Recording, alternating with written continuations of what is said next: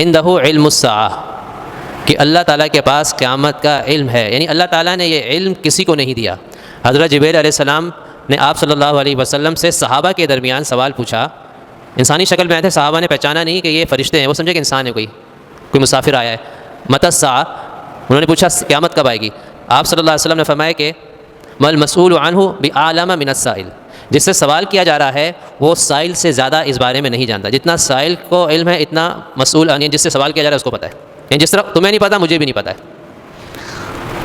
لیکن آپ صلی اللہ علیہ وسلم نے قیامت کی مختلف نشانیاں بتائی ہیں، اور نشانیاں مختلف طرح کی ہیں، کچھ تو ابتدائی نشانیاں ہیں، کچھ درمیانی نشانیاں ہیں، اور کچھ آخری نشانیاں ہیں۔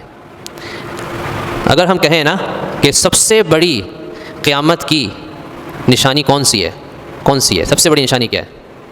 کوئی بتائے گا کہ قیامت کی سب سے بڑی نشانی کیا ہے؟ ویسے کوئی حدیث میں اس کا ذکر نہیں، میں اپنی طرف سے بول رہا ہوں، لیکن ایک سمجھنے والی بات ہے کہ ہر آدمی ہر مسلمان سمجھتا ہے کہ سب سے بڑی نشانی کیا ہے۔ سب سے بڑی نشانی ہے رسول اللہ صلی اللہ علیہ وسلم کا دنیا میں تشریف لانا، اس سے بڑی کیا بات ہو سکتی ہے؟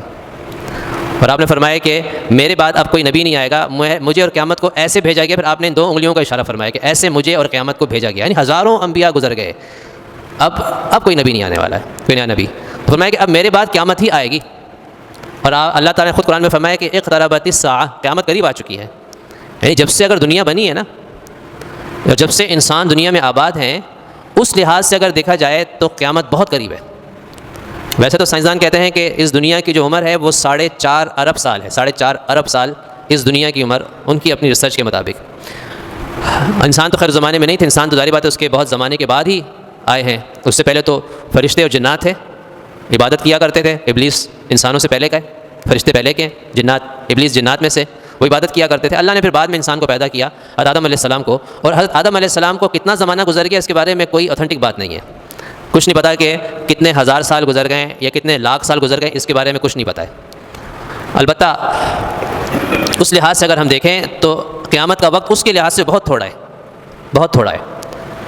اور ایک حدیث میں آپ صلی اللہ علیہ وسلم نے فرمایا کہ یہودی، عیسائی، مسلمان، فرمایا کہ یہودیوں کا وقت جو ہے وہ ایسا ہے جیسے فجر سے لے کے ظہر تک، زوال تک انہوں نے اس میں عمل کیا، اور عمل کرنے کی معاوضے کے طور پہ ہر ایک کو ایک قرات معاوضہ دیا گیا، ایک سکہ سمجھ لیں۔